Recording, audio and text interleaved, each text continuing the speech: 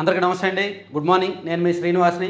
ఈనాడు, ఆంధ్రజ్యోతి, సాక్షి, ఆంధ్రప్రభ 4 తెలుగులో ఈ 4 ప్రధాన వార్తాపత్రికలు కాబట్టి వాటిలో ఉన్న ప్రధానమైన వార్తాంశాలన్నీ కూడా నేను చూసి చదివి ఏది చెప్పాలి ఏది చెప్పకూడదు అనేది అనలైజ్ చేసుకొని మీకు వివరిస్తాను. కంటెంట్ లైక్ చేయండి, చివరి వరకు చూడండి. నా ఫోన్ నెంబర్ నిన్న ఇచ్చాను. చాలామంది నాకు కాంటాక్ట్ అయ్యారు, మెసేజ్ చేశారు. ఎవరైనా సరే ఫోన్ చేయకుండా మెసేజ్ చేయండి, వాట్సాప్లో మెసేజ్ చేయండి. నేను ఖచ్చితంగా చదువుతాను. మేబీ నేను రియాక్ట్ లేట్గా అవ్వచ్చు లేదా రిప్లై ఇవ్వకపోవచ్చు, కానీ ఖచ్చితంగా చదువుతాను. నా వాట్సాప్ నెంబరు అది నేనైనా చూస్తాను, నా టీం అయినా చూస్తాను. మ్యాక్సిమం నేనే చూస్తాను. 50% మెసేజ్లన్నీ నేనే చదువుతాను. మిగిలిన నేనేమైనా బిజీగా ఉంటే మా టీం చూస్తారనమాట. అదేంటంటే మా సిస్టమ్ కనెక్ట్ అయి ఉంటుంది కాబట్టి. సో నెంబర్ మళ్ళీ చెప్తున్నా, 7207071231 ఆ నెంబరు. ఇక అదాని డిస్టిలరీస్ వెనక మిథున్ రెడ్డి, రాజ్ కసిరెడ్డి, సజ్జల శ్రీధర్ రెడ్డితో కలిసి నా దగ్గరకు వచ్చారు. వారి అభ్యర్థనతో అరబిందో నుంచి 100 కోట్ల అప్పు ఇప్పించారు. మద్యం విధానంపై తొలి 2 భేటీలు మా ఇంట్లోనే. ఏపీఎస్బీసీఎల్ అధికారులతో పాటు మిథున్ రెడ్డి, రాజ్ కసిరెడ్డి పాల్గొన్నారు. ముడుపుల సంగతి మాత్రం తెలియదు. రాజ్ కసిరెడ్డిది క్రిమినల్ బ్రెయిన్. అతని నెట్వర్క్లో అవినాష్ రెడ్డి, చాణక్యరాజులు కీలకం. మద్యం కుంభకోణంపై సిట్ విచారణలో విజయసాయిరెడ్డి వెల్లడి. ఆల్మోస్ట్ తనకు తెలిసినవన్నీ చెప్పేశాడండి ఆయన. విజయసాయిరెడ్డి గారు అప్రూవర్గా తనకు ఏం తెలుసో మొత్తం చెప్పేశాడు. ఎందుకంటే వాళ్ళ ఇంట్లోనే తొలి 2 భేటీలు జరిగాయంట. వైసీపీ అధికారంలోకి వచ్చిన కొత్తలో ఆయన ఫుల్ పవర్ఫుల్గా ఉండేవాడు విజయసాయిరెడ్డి గారు. సో కీలకమైన ఆర్థిక వ్యవహారాలన్నీ వాళ్ళ ఇంట్లోనే జరిగేవి. కాకినాడ పోర్టు కొనుగోలుకు సంబంధించి కావచ్చు, అలాగే ఈ మద్యం విధానంలో కావచ్చు, కొన్ని గనుల వ్యవహారాలు డీలింగ్స్ అన్నీ వాళ్ళ ఇంట్లోనే జరిగేవి. కాలక్రమేణా ఆయన కాస్త ఆయనకు ప్రయారిటీ తగ్గించడంతో విధానం మారింది. కానీ తొలి 2 ఏళ్లలో జరిగిన స్కామ్స్ అన్నీ ఆయనకు పక్కగా తెలిసే జరుగుతాయి కాబట్టి ఆయన నిన్న వచ్చి అదాని డిస్టిలరీస్కి గత ప్రభుత్వం ఎక్కువగా ఆర్డర్స్ ఇచ్చింది. మ్యాక్సిమం ఆర్డర్స్ అక్కడి నుంచే కొన్నారు. సో ఆ ఆర్డర్స్ ఇవ్వడం వెనుక మిథున్ రెడ్డి కీలక పాత్ర పోషించారు. అదాని డిస్టిలరీస్లో వన్ ఆఫ్ ద డైరెక్టర్గా ఉన్న సజ్జల శ్రీధర్ రెడ్డి, రాజ్ కసిరెడ్డి కలిపి ఇతని దగ్గరికి వెళ్ళారంట, విజయసాయిరెడ్డి దగ్గరికి. సో అలాగే అరబిందో నుంచి 100 కోట్ల అప్పు ఇప్పించారంట. మద్యం విధానంపై తొలి 2 భేటీలు వాళ్ళ ఇంట్లోనే జరిగాయంట. మొత్తం విజయసాయిరెడ్డి గారు చెప్పేశారనమాట. జగన్ హయాంలో జరిగిన 1000 కోట్ల విలువైన మద్యం కుంభకోణంలో భారీగా అనుచిత లబ్ధి పొందిన కంపెనీల్లో ఒకటైన అదాని డిస్టిలరీస్ ప్రైవేట్ లిమిటెడ్ వెనక రాజ్ కసిరెడ్డితో పాటు రాజంపేట ఎంపీ పెద్దిరెడ్డి మిథున్ రెడ్డి ఉన్నారని వైకాపా మాజీ నేత విజయసాయిరెడ్డి బయటపెట్టారు. వ్యాపారం చేసుకుంటాం, మీ అరబిందో కంపెనీ నుంచి 100 కోట్ల అప్పు ఇప్పించండి అని మిథున్ రెడ్డి, రాజ్ కసిరెడ్డి, సజ్జల శ్రీధర్ రెడ్డి ముగ్గురు వచ్చి తనను అడిగారన్నారు. అరబిందో శరత్చంద్రారెడ్డికి సిఫార్సు చేసి అదాని డిస్టిలరీస్ ప్రైవేట్ లిమిటెడ్కు 60 కోట్లు, డీకార్ట్కు 40 కోట్లు రుణం ఇప్పించారని వెల్లడించారు. 2019లో వైకాపా ప్రభుత్వం ఏర్పాటయ్యాక నూతన మద్యం విధానానికి సంబంధించిన తొలి 2 సమావేశాలు హైదరాబాద్ తాడేపల్లిలోని తన నివాసాల్లోనే జరిగాయని అంగీకరించారు. మద్యం కుంభకోణం కేసులో సాక్షిగా శుక్రవారం ఆయన సిట్ విచారణకు హాజరయ్యారు. ఆయన నిందితుడిగా హాజరవ్వాల, సాక్షిగా హాజరయ్యి మొత్తం ఏం చూశానో ఏం తెలుసో మొత్తం చెప్పేశాడు ఆయన. సో చాలా కీలకమైన విచారణ. అలాగే మద్యం కుంభకోణంలో నిన్న విజయసాయిరెడ్డి గారితో పాటు రాజ్ కసిరెడ్డి తండ్రి ఉపేందర్ రెడ్డి కూడా పాల్గొన్నారు. విజయసాయిరెడ్డి గారు ఇచ్చిన సమాచారంతో ఉపేందర్ రెడ్డి గారి దగ్గరికి వెళ్ళి పోలీసులు కొన్ని క్రాస్ క్వశ్చన్లు వేశారు. ఆయన దగ్గర నుంచి కూడా సమాచారం రాబెట్టారు. సో ఇప్పుడు ఆల్మోస్ట్ మద్యం కుంభకోణం అనేది 6 దశలు అయితే మొదటి 4 దశలు పూర్తయింది.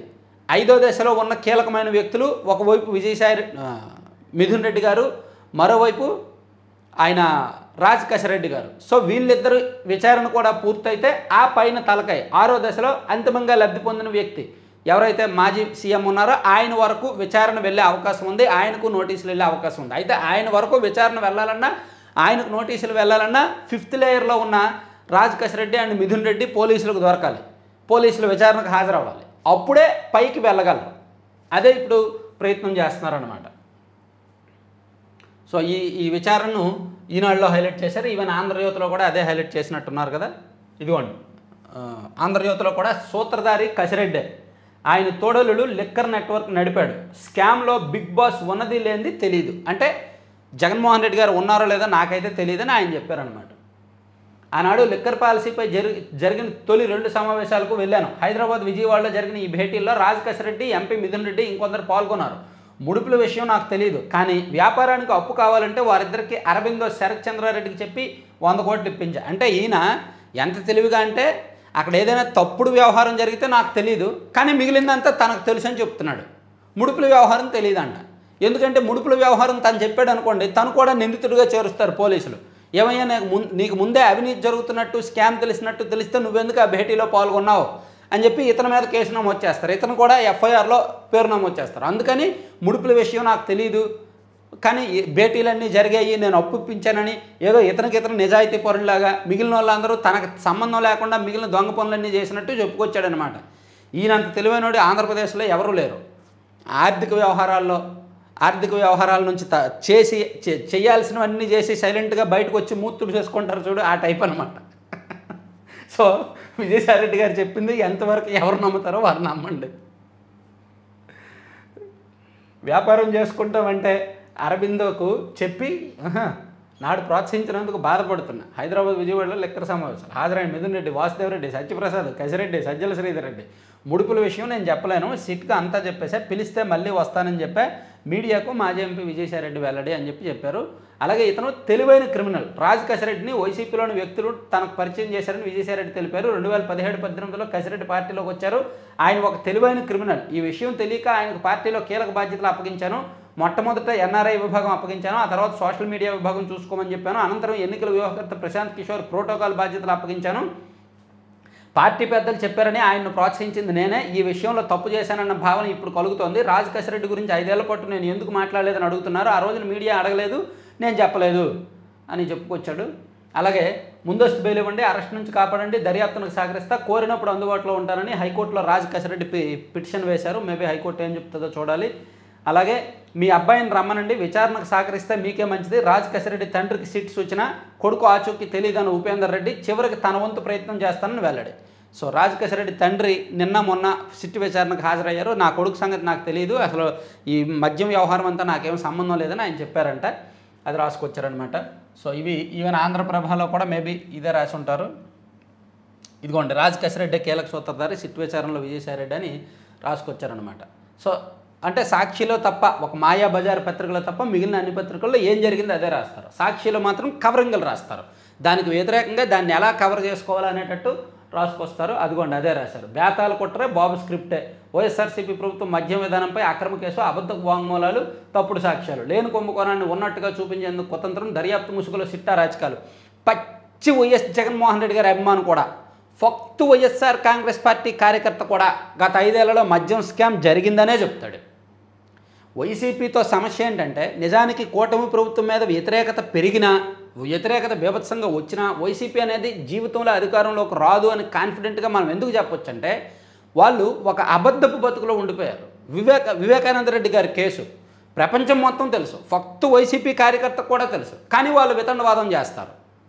అలాగే గత ప్రభుత్వ హయాంలో జరిగిన మద్యం స్కామ్ ప్రపంచం మొత్తం తెలుసు, ఫక్తు వైసీపీ కార్యకర్త, వైసీపీ జెండా పట్టుకున్న ప్రతి ఒక్కరికి తెలుసు మద్యంలో స్కామ్ జరిగింది, పిచ్చి మందు తాగారు, రేట్లు పెంచేశారు, అడ్డగోలుగా డిస్టిలరీస్కి ఇచ్చారు, చాలా కంపెనీల్లో వాటాదారులుగా వైసీపీ వాళ్ళు చేరిపోయారు అనేది తెలుసు, కానీ దానిలో వితండవాదం చేస్తారనమాట.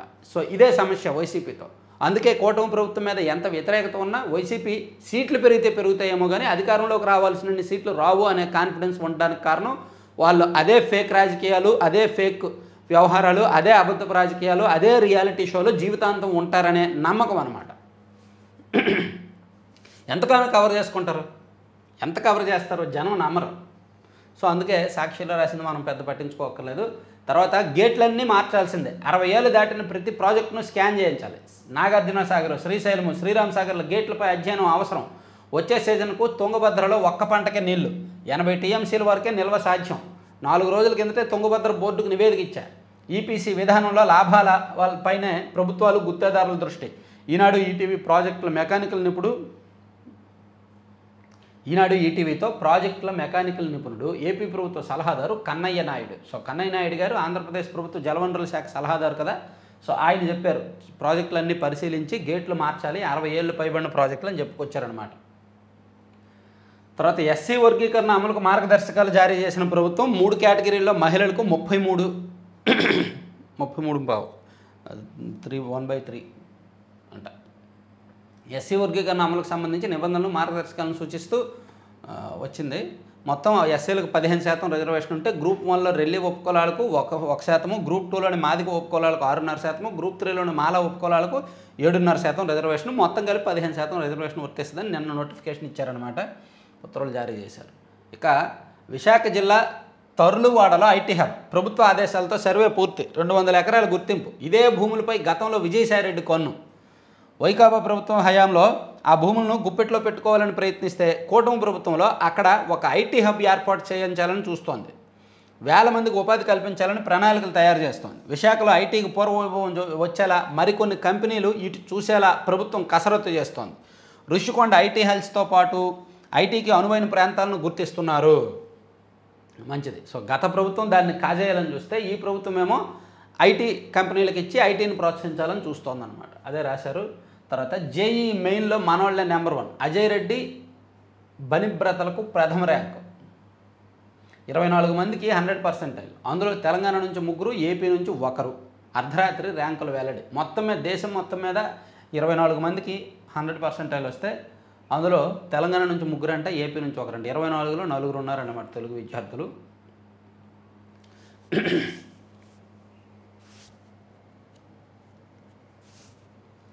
ఉన్నత విద్యలో కీలక నియామకాలు ఎప్పుడు?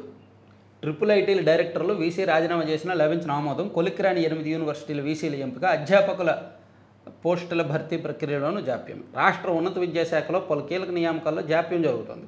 విశ్వవిద్యాలయాల ఉపకులపతులు, పాలక వర్గాల మార్పు, ట్రిపుల్ ఐటీ డైరెక్టర్లు, ఉన్నత విద్యామండలిలో కీలక నియామకాల వ్యవహారం ఇప్పటికీ కొలిక్కి రాకపోవడంపై విమర్శలు వ్యక్తమవుతున్నాయి. కూటమి ప్రభుత్వం అధికారంలోకి వచ్చి 9 నెలలు గడిచినా ఈ నియామకాలపై ఇంకా స్పష్టత రాలేదు అని ఈనాడులో రాశారు. కరెక్టే, చాలా వరకు ఎందుకో మరి కొన్ని నిర్ణయాల్లో స్లోగా వెళ్తున్నారనమాట. పార్టీపరమైన నిర్ణయాలు కావచ్చు, నామినేటెడ్ పదవులు కావచ్చు, ఇటువంటి కీలకమైన విభాగాలకు నియామకాల విషయంలో కావచ్చు ఇస్తున్నారు. ఇక అక్కడ 7 నిమిషాలు చాలు. ఫోన్ చూస్తున్నో, పేపర్ పట్టుకుంటున్నో, పుస్తకం చదువుతున్నో, అబ్బాయి ఇంకా కాలేదనో, కారణం ఏదైనా సరే అక్కడ ఎక్కువసేపు ముక్కుతూ కూర్చున్నారో జాగ్రత్త అంటున్నారు నిపుణులు. ఎక్కడ అర్థమైంది కదా ఆ ఫోటో చూసి. సో బాత్రూమ్కి వెళ్ళినప్పుడు 7 నిమిషాల కంటే ఎక్కువసేపు కూర్చోకూడదు అని నిపుణులు హెచ్చరిస్తున్నారంట.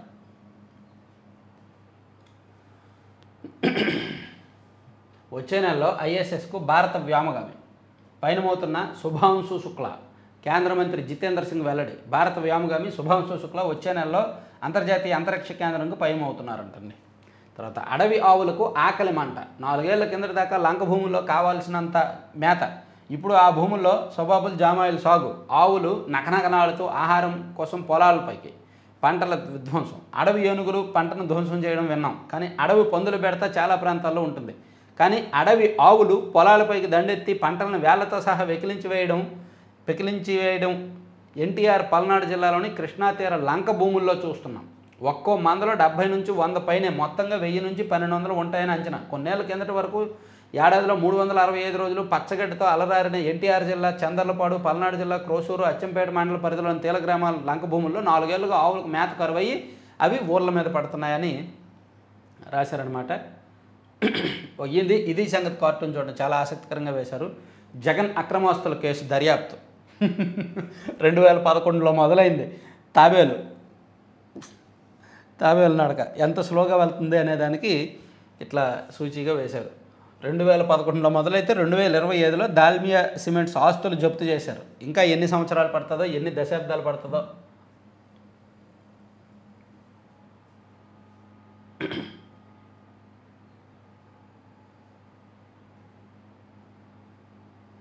చూపునకు బైకు, పనిలో ట్రాక్టర్. బాగుందండి.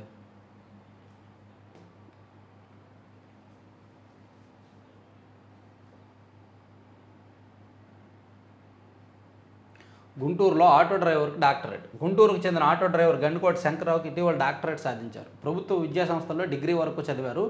1999లో పీజీ చదివారు. ట్యూషన్లు చెబుతూ ఉద్యోగ ప్రయత్నాలు చేశారు. గుంటూరుకు చెందిన యువతను వివాహం చేసుకుని అక్కడ ఆటో నడపడం ప్రారంభించారు. అతను కుమారుని పాఠశాలకు తీసుకెళ్లి వస్తున్న క్రమంలో డాక్టరేట్ పట్టా సాధించాలని నిర్ణయించుకున్నారు.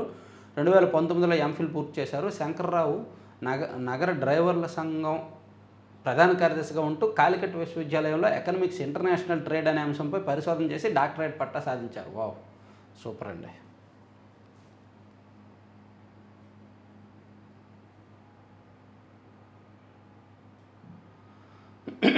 రాజధాని ప్రాంతంలో 2న ప్రధాని రోడ్ షో. ఓహో, 5 లక్షల మందితో భారీ బహిరంగ సభ, దాంతోపాటు రోడ్ షో కూడా ప్లాన్ చేశారంట. ఓకే. తర్వాత కబ్జాలు భూదందాలు సహించం, ఇందులో కూటమి నేతలున్న ఉపేక్షించం, జిల్లాలకు వెళ్ళి ఫిర్యాదులు స్వీకరిస్తా ఉప ముఖ్యమంత్రి పవన్ కళ్యాణ్. భూదందాలు చేసినా, తప్పుడు దస్తావేజులు సృష్టించినా, కబ్జాలకు పాల్పడ్డా సహించేది లేదని ఉప ముఖ్యమంత్రి పవన్ కళ్యాణ్ హెచ్చరించారు. ఈ విషయాన్ని భూ నేరాలకు పాల్పడే వారికి కఠినంగా తెలియజేయబోతున్నామని తెలిపారు. పవన్ కళ్యాణ్ గారు అయితే చాలా సీరియస్గా హెచ్చరించారు, కూటమి నాయకులు ఉన్నా సరే వదిలిపెట్టమని.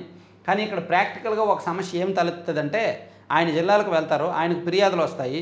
ఆ ఫిర్యాదులు ఆయన ఏం విచారణ చేయలేరుగా, ఆయన ఒక టీంకి అప్పచెప్తారు, అధికారులకు అప్పచెప్తారు, ఆ అధికారులు కుమ్మక్క అయిపోతారు, ఆయనకు వాస్తవం ఏంటో తెలియకుండా చేస్తారు. అది సమస్య. భూ అక్రమాల్లో కావచ్చు, ఇతర అక్రమాల్లో కావచ్చు, అదే సమస్య. ఇప్పుడు ఉదాహరణకు ఏలూరు ఎలక్ట్రికల్ డిఈ విపరీతమైన స్కామ్ చేస్తున్నాడు ఆయన. ఏలూరులో పనిచేస్తున్న ఎలక్ట్రికల్ డిఈగా ఉన్న ఉద్యోగి బాగా అవినీతి చేస్తున్నాడు. ఆయన మీద అనేక ఆరోపణలు ఉన్నాయి. ఇల్లీగల్గా ఎటువంటి అనుమతులు లేకుండా డిపార్ట్మెంట్కి తెలియకుండా షిఫ్టింగ్లు అన్నీ కూడా చేస్తున్నారు. స్తంభాలు మార్చేసి లక్షలు 2 లక్షలు అలా తీసుకుంటున్నారు. ఇలా ఆధారాలతో సహా ఎక్కడెక్కడ ఏం చేశారు అనేది ఉన్నతాధికారులకు ఫిర్యాదులు వెళ్ళాయి ఈ మధ్య వెళ్ళాయి. అలాగే దాంతోపాటు ఆయన అంటే ప్రైవేట్ వెంచర్లు వాళ్ళ దగ్గరికి వెళ్ళి బెదిరించి మాకు ఇది ఇవ్వండి, మాకు కాంట్రాక్ట్ ఇవ్వండి అని చెప్పడం, ఇలా కొన్ని జరిగాయి. సో ఉన్నతాధికారులకు వెళ్ళినప్పుడు ఉన్నతాధికారులు ఏం చేస్తారు, విజిలెన్స్కి ఎలక్ట్రిసిటీ డిపార్ట్మెంట్లో విజిలెన్స్ ఉంటుంది, విజిలెన్స్ ఎంక్వైరీకి ఇస్తారు. విజిలెన్స్ వాళ్ళు ఇచ్చిన రిపోర్ట్ మీద ఉన్నతాధికారుల చర్యలు ఉంటాయి. ఈ విజిలెన్స్ వాళ్ళు కూడా ఎంతో కుమ్మక్క అయిపోయారు అనుకోండి, సరైన రిపోర్ట్ ఇవ్వలేదు అనుకోండి, లేదు ఈయన అక్రమాలు చేయలేదని తేల్చారనుకోండి, ఇంకా చర్యలు ఉండవు. అంటే ఇక్కడ ఇంటి దొంగలను ఈశ్వరుడైనా పట్టలేరు అంటారు కదా, అలా రెవెన్యూ వ్యవహారంలో అక్రమాలు నిగ్గు తేల్చాలంటే రెవెన్యూ అధికారులు విచారించాలి. అలాగే ఎలక్ట్రిసిటీ డిపార్ట్మెంట్లో అక్రమాలు నిగ్గు తేల్చాలంటే ఎలక్ట్రిసిటీ డిపార్ట్మెంట్ వల్ల విచారించాలి. అదే సమస్య ఇక్కడ. ఆ సమస్య వలన వాళ్ళు కాపాడుకుంటారు. నిజమైన నివేదికలు పైకి ఇవ్వరు. దానివల్ల అక్రమాలు కొనసాగుతూ ఉంటాయి, అవినీతి పనులు ఉంటారనమాట.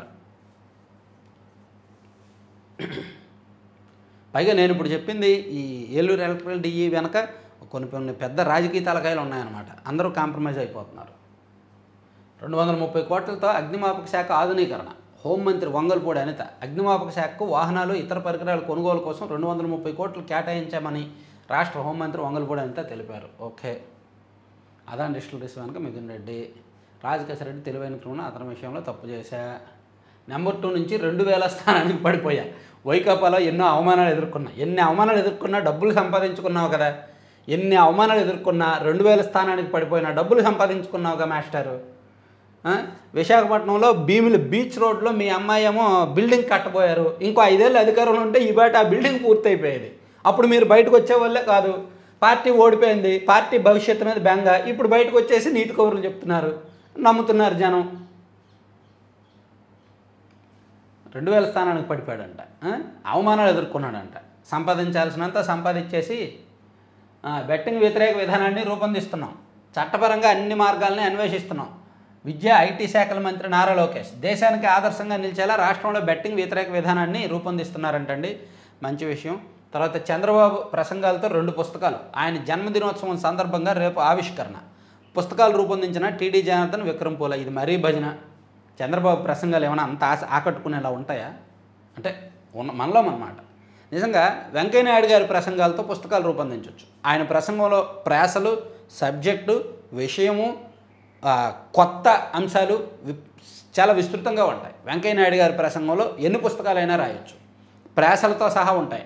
ప్లస్ ఆయన 3 భాషల్లోనూ అనర్గళంగా మాట్లాడతాడు. తెలుగు, ఇంగ్లీషు, హిందీ. ఈ భాషలే కాదు, తమిళం, మలయాళం, కన్నడ, ఏ భాష అయినా ఆయన మాట్లాడతాడు. దేశంలో దాదాపుగా 14-15 భాషలు మాట్లాడగలరు వెంకయ్యనాయుడు గారు అనర్గళంగా. తెలుగులో అయితే ఆయన తెలుగు చాలా తీయగా ఉంటుంది. సో ఆయన మాట్లాడిన మాటల మీద పుస్తకాలు రాయొచ్చు, బాగుంటుంది. చంద్రబాబు గారి ప్రసంగాల మీద పుస్తకాలు రాయడం అంటే కొంచెం భజనే కదా. ఆయన తప్పదు, పార్టీలో ఉన్నారు కదా. ఏదో అసెంబ్లీ ప్రసంగాలు అంటండి, ఆయన అసెంబ్లీలో చేసిన ప్రసంగాల మీద అంట పుస్తకాలు ముఖ చిత్రాలు. సరే, చదివిన వాళ్ళు చదువుకుంటారులే. కోడెలను చులకన చేసినందుకే జగన్తో మనస్పర్ధలు. ఉపసభాపతి రఘురామకృష్ణరాజు వెల్లడి. కాదు, జగన్తో మనస్పర్ధలు రావడానికి అంటే ఆయన నిన్న కోడెల గారి విగ్రహావిష్కరణకు వెళ్ళారు కాబట్టి ఆ సబ్జెక్ట్ అలా మాట్లాడారు రఘురామకృష్ణరాజు గారు.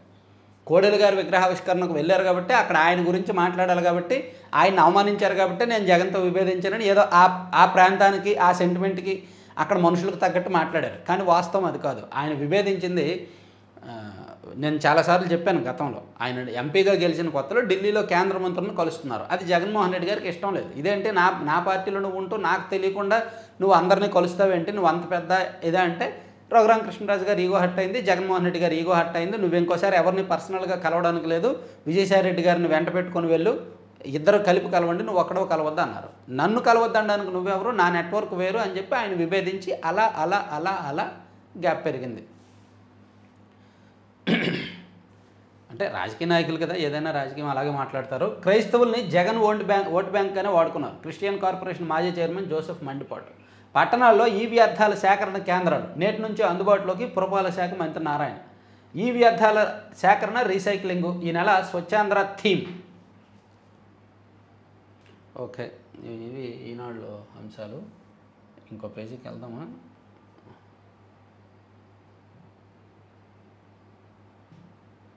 వర్షాకాలానికి 1.17 కోట్ల టన్నుల ఇసుక అందుబాటులో ఉంచాలని కలెక్టర్లకు ముఖ్యమంత్రి ఆదేశం. భాజపా రాష్ట్ర అధ్యక్ష పీఠం ఎవరికో మాధవ్ గారు కానీ సుజనా చౌదరి గారు కానీ రకరకాల పేర్లు వినిపిస్తున్నాయి. మ్యాక్సిమం సుజనా చౌదరి గారి పేరు వినిపిస్తుంది, లేదా మాధవ్ గారి పేరు. గ్రీన్కో ప్రాజెక్టు దేశానికి గర్వకారణం. సీఎం చంద్రబాబు ప్రగతిశీల విధానాలే బేస్. కేంద్ర మంత్రి ప్రహ్లాద్ జోషి. సో ఈనాడు అయ్యాయండి. ఇప్పుడు మనం సాక్షికి వెళ్దాం. సాక్షిలో చూసుకుంటే రాజధాని నిర్మాణ పనుల్లో 9,000 కోట్ల ప్రజాధనానికి టెండరు. అవును, టెండర్లు వేశారు. మరి టెండర్లు వేసే కదా పనులు చేయాలి. సిండికేట్లతో మిలాఖతు. ఒక్క మొబిలైజేషన్ అడ్వాన్సుల్లోనే 3,200 కోట్లకు పైగా ముఖ్య నేత జేబుల్లోకి.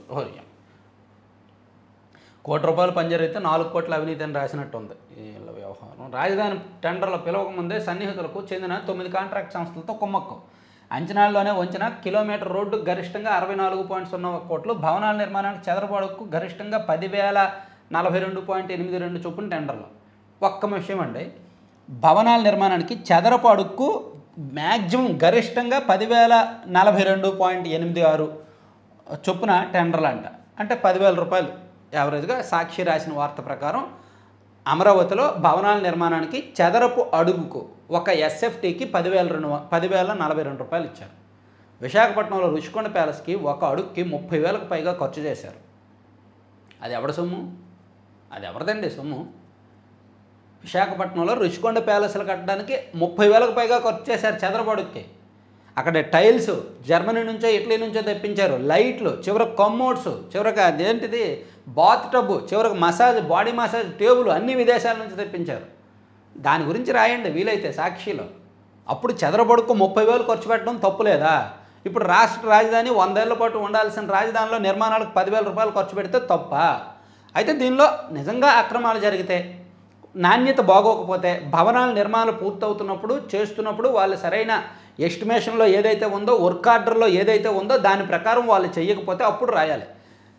ఇక్కడ సాక్షి చేస్తున్న తప్పు ఏంటంటే, భవనాల నిర్మాణాల్లో లేదా రోడ్ల నిర్మాణాల్లో అవినీతి అక్రమాలను మనం రాయాలి అంటే మాకు మామూలుగా జర్నలిస్ట్ ట్రైనింగ్లో చెప్తుంటారు, రాయాలంటే మేము ఏం చేయాలంటే ఎస్టిమేషన్ ఆర్డరు, దాని టెండర్ కాపీ, దాని వర్క్ ఆర్డరు ఇవన్నీ తీసుకోవాలి. వర్క్ ఆర్డర్లో వాళ్ళు ఏ క్వాలిటీ చిప్స్ వాడాలి, ఎంత మందం ఉన్న ఐరన్ వాడాలి, సిమెంట్ ఏ గ్రేడ్ సిమెంట్ వాడాలి, అందులో మొత్తం ఉంటుందన్నమాట. సో దాని ప్రకారం వాళ్ళు వాడుతున్నారా లేదా అనేది పరిశీలించాలి.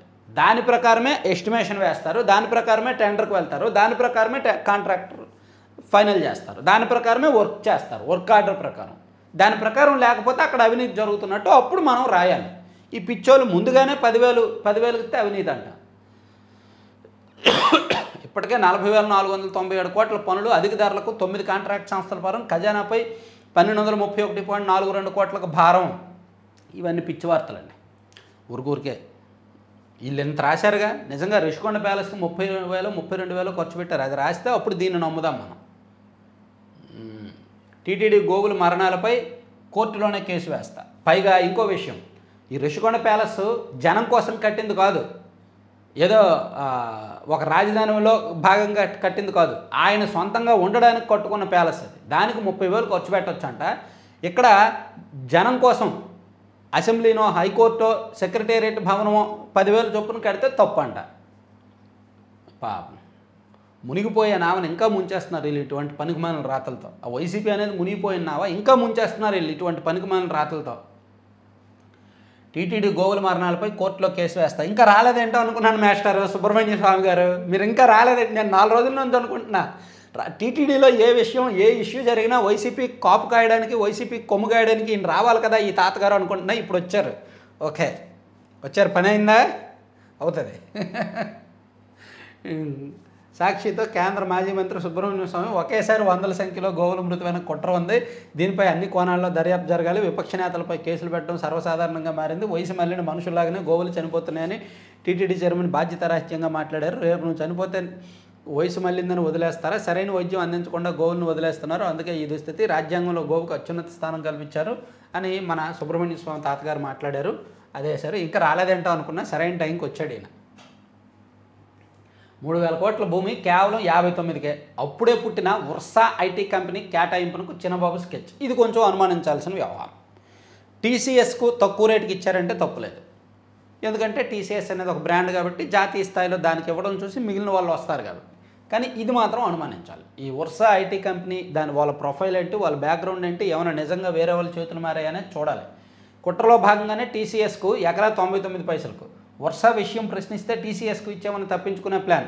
టీసీఎస్ ముసుగులో కారు చౌకగా అస్మదీయ సంస్థలకు చంద్రబాబు సర్కారు భూ కేటాయింపులు. టీసీఎస్కు 21.16 ఎకరాలు, డేటా సెంటర్ పేరుతో వర్షా క్లస్టర్కు 60 ఎకరాలు. ఫిబ్రవరి 12న హైదరాబాద్ కేంద్రంగా వర్షా క్లస్టర్ ఏర్పాటు. కంపెనీ ఏర్పాటే 2 నెలలు కూడా గడవక ముందే ఏప్రిల్ 15న భూ కేటాయింపునకు రంగం సిద్ధం. ఇది కొంచెం అనుమానించాల్సిన వ్యవహారమే, నేను కొంచెం డెప్త్గా చూస్తాను. తర్వాత మూతపడిన జిందాల్ స్టీల్ అంట. గురువారం రాత్రి నుంచి లే ఆఫ్ ప్రకటన యాజమాన్యం. విద్యుత్ ఛార్జీలు, ముడిసరుకు ధరలు పెరగడమే కారణం. రోడ్డును పడ్డ 450 కుటుంబాలు, ఆందోళనకు దిగిన కార్మికులు, పోలీసు బలగాలు మోహరింపు.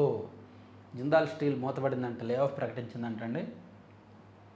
తర్వాత కర్ణాటక మద్యం తరలిస్తుండగా అడ్డొచ్చాడని దాడి. అతి వేగాన్ని ప్రశ్నించిన మెకానిక్ అహ్మద్ బాషాని చితకబాదిన. కర్ణాటక నుంచి మద్యం తరలిస్తుంటే అడ్డొచ్చిన వాళ్ళని కొట్టాడంట ఎవడో. ఈవీ @20 లక్షలు. 2024-25లో దేశవ్యాప్తంగా 20 లక్షల విద్యుత్ వాహనాల విక్రయం. బాగుంది. ఉపాధ్యాయులు సర్దుబాటుకు రంగం సిద్ధం, ఎంఈఓలకు మార్గదర్శకాలు జారీ. ఓకే. ఎస్సీ వర్గీకరణకు మార్గదర్శకాలు విడుదల రాశారు. దేశం కోసమే మొదటి అడుగు. ప్రతిష్టాత్మక నేషనల్ డిఫెన్స్ అకాడమీ ఫలితాలు ఇటీవల వెలువడ్డాయి. దేశం మొత్తం నుంచి 12 లక్షల మంది రాశారు. వీళ్ళలో 1,50,000 మంది అమ్మాయిల్లో ఫస్ట్ ర్యాంక్ సాధించింది పూణేకి చెందిన రుతుజా వర్హాడే. ఓకే. ఒడ్డర్లను ఎస్టీ జాబితాలో చేర్చాలని జరుగుతోంది ఒకటి. తర్వాత జేఈ మెయిన్లో మెరిసింది తెలుగు తేజాలు. ఓకే. భగవద్గీతకు యునెస్కో గుర్తింపు. ఇదొక ఇంపార్టెంట్ అంశం అండి. భారతీయులు పవిత్రంగా భావించే భగవద్గీత భారతముని నాట్య శాస్త్రాలను మెమరీ ఆఫ్ ద వరల్డ్ రిజిస్టర్లో యునెస్కో చేర్చిందంటండి. తర్వాత అదరం బెదరం. ఢిల్లీ పాలకులకు తలగే ప్రసక్తే లేదని, ఎంతమంది షాలు వచ్చినా తాము బెదరబోమని తమిళనాడు సీఎం స్టాలిన్ అన్నారు. ప్రతిరోజు స్టాలిన్ గారు ఢిల్లీ పీఠానికి వ్యతిరేకంగా స్టేట్మెంట్లు ఇస్తూనే ఉంటారు, ఎందుకంటే గవర్నమెంట్ అది ఇది కాబట్టి. తర్వాత 1024 మంది వీసాలు రద్దు చేశారంట. తర్వాత యెమెన్పై అమెరికా దాడులు. ఓకే. సాక్షి అయిపోయింది. ఆంధ్రజ్యోతి చూస్తే ఆంధ్రజ్యోతిలో జేఈ మెయిన్ ఫలితాలు ఇందాక చెప్పుకున్నాము. ఎస్సీ వర్గీకరణ రూల్స్ విడుదల, రాష్ట్రంలో అమలుకు అంతా సిద్ధం. 3 గ్రూపులుగా రిజర్వేషన్లు. ఇది ఆల్రెడీ అందరూ చూసే ఉంటారు, ఇది కూడా మనం చెప్పుకున్నాం కదా. సో ఇక్కడ బనకచర్ల అనుమతులకు ప్రతిపాదనలు పంపండి. కేంద్ర జల సంఘం అనుకూల స్పందన. కేంద్ర రాష్ట్ర అధికారులతో Sai Prasad video conference. Project ఒకే యూనిట్గా అనుమతులు తీసుకోవాలని నిర్ణయం. Jalaharathi corporation registration. So Jalaharathi అనే కార్పొరేషన్ సృష్టించి దాని ద్వారా నిధులు సమీకరించి బనకచర్ల ప్రాజెక్టు కట్టాలనేది ప్రభుత్వ ప్లాను. చూద్దాం. గనుల ఆదాయం పెంచుదాం. మినరల్ పాలసీలో సర్కారు కీలక మార్పులు. పెండింగ్ దరఖాస్తులకు 1 టైం సెటిల్మెంట్. తగ్గనున్న ఫీజుల భారం, పెరగనున్న లీజు కాలం. గ్రానైట్ లీజ్ కాలపరిమితి 20 నుంచి 30 ఏళ్లకు. Road metal fee. అంటే ఇప్పుడు కూటమి ప్రభుత్వం అధికారంలో ఉందిగా, వీళ్ళు ఎవరైనా లీజు తీసుకుంటే 30 ఏళ్ళకి ఇచ్చేస్తారనమాట. రోడ్ మెటల్ లీజు 15 నుంచి 30 ఏళ్లకు. ఇకపై అన్ని జిల్లాల్లో సేనరాజీ కాంట్రాక్ట్ అమలు. జగన్ సర్కార్ పాలసీలో సమూల మార్పులు. వాళ్ళకు అనుకూలంగా వాళ్ళు, వీళ్ళు అనుకూలంగా వీళ్ళు. భూ కబ్జాలను సహించం, నేనే స్వయంగా జిల్లాల్లోకి పర్యటిస్తా, మంచిదే. ప్రాథమికోన్నత స్కూల్లో ఎస్జిటీల 6 నుంచి 8 తరగతులకు స్కూల్ అసిస్టెంట్లు బోధించాలని టీచర్ల పట్టు, తాజా ప్రతిపాదనపై గరం పాఠశాలల ఆధారంగా ఎస్జిటీల కేటాయింపు. ఇది ఒకటి మనకు అర్థం కాదు, ఇదేంటో పాపం ఈ పాపం టీచర్లకు సంబంధించి వాళ్ళకి ఎన్నో డిమాండ్లు ఉంటాయి, వాళ్ళకి ఎన్నో ఆలోచనలు ఉంటాయి, వాళ్ళకి తగ్గట్టు ప్రభుత్వం అనుకూలంగా ఉండకపోతే వాళ్ళు ఇంకా ఆందోళనలు. ఇది టీచర్స్ యూనియన్ ఉన్నంత యాక్టివ్గా ఇంకా ఏ యూనియన్లు ఉండవు, అదేంటో మరి. ఇక మా చట్టాలు ఉల్లంఘించవచ్చు, ధిక్కరిస్తే తీవ్ర పర్యవసానాలు తప్పవు, విదేశీ విద్యార్థులకు అమెరికా హెచ్చరిక.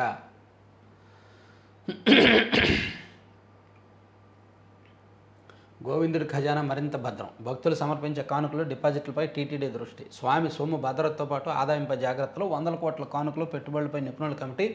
ప్రభుత్వ ప్రైవేటు డిపాజిట్ల కొనసాగింపు నిర్ణయం. 2024-25లో వడ్డీల ద్వారా 1253 కోట్ల ఆదాయం. ఓన్లీ వడ్డీ ద్వారానే 1253 కోట్లు వచ్చిందంట స్వామివారికి.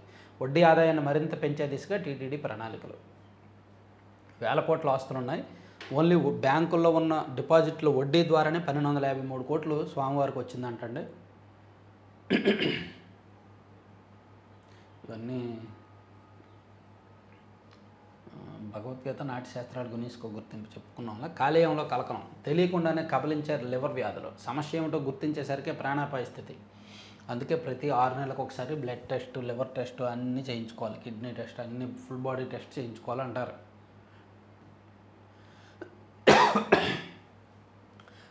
కుల వివక్ష అంతానికి రోహిత్ వేముల చట్టం చేయండి. కర్ణాటక సీఎంకు రాహుల్ గాంధీ లేఖ. ఓకే, ఐఎస్ఎస్కు భారత వ్యోమగామి ఇందాక చెప్పుకున్నాం.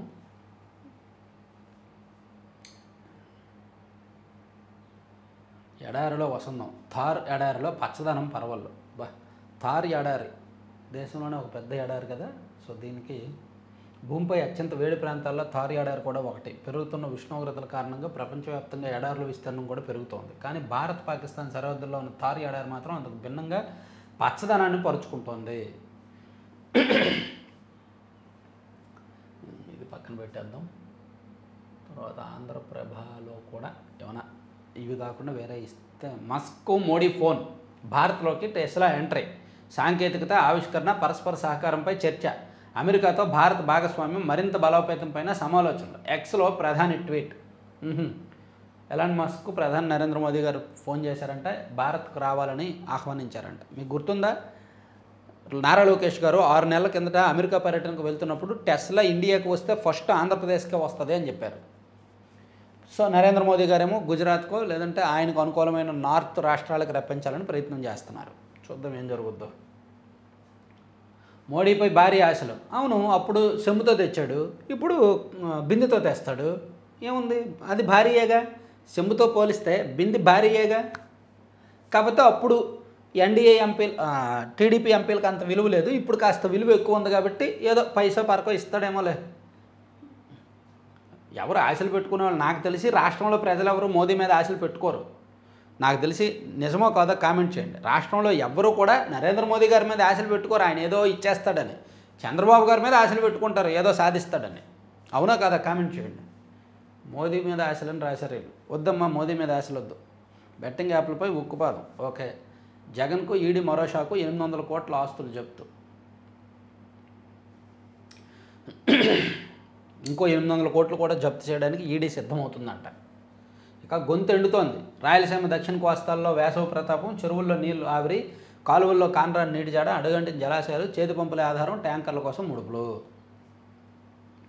ఓకే, వేసవికాలం వచ్చేసింది, ఇబ్బందులు ఉన్నాయి.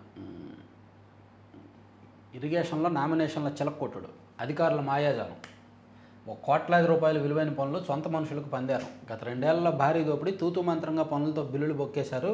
నిబంధనలకు విరుద్ధంగా నామినేషన్ల పనుల మంజూరు, గండిపాయం రిజర్వాయర్ పరిధిలో ఈఈ చేతివాటం, 2 వ్యక్తులకు ఎక్కువ సంఖ్యలో పనులు అప్పగింత. రాష్ట్ర వ్యాప్తంగా ఇదే తరహాలో ఇరిగేషన్ నదులు గండే అని ఒకటి రాశారు. క్యాబినెట్ విస్తరణ కసరత్తులో మోదీ, 15 రాష్ట్రపతితో పెట్టి 16న మోదీతో కీలక నేతల సమావేశం, ప్రధాని బిజీ సమావేశాలు. బీజేపీలో చాలా మార్పులు ఉంటాయి, రాష్ట్రాల అధ్యక్షుల మార్పులు ఉంటాయి, జాతీయ అధ్యక్షుల మార్పు, అలాగే కేంద్ర క్యాబినెట్ మార్పు చాలా ఉంటాయి. అవన్నీ దీనిలో రాశారండి. సో అంతే, ఆల్మోస్ట్ అయిపోయింది. 4 పత్రికల్లో వచ్చిన వార్తలన్నీ కూడా ఆల్మోస్ట్ కవర్ చేసుకున్నాం. సో చివరి వరకు చూసిన వాళ్ళందరికీ కూడా ధన్యవాదాలండి. ప్రతిరోజు కూడా మన వీడియోని చూడండి, మీ మిత్రులందరికీ కూడా షేర్ చేయండి, లైక్ చేయండి. మీ ప్రతి లైక్ కూడా ఇంపార్టెంట్. నేను ఒక్కడిని లైక్ చేయకపోయినా పర్వాలేదు అని అయితే మాత్రం ఏమీ అనుకోవద్దు. Thank you.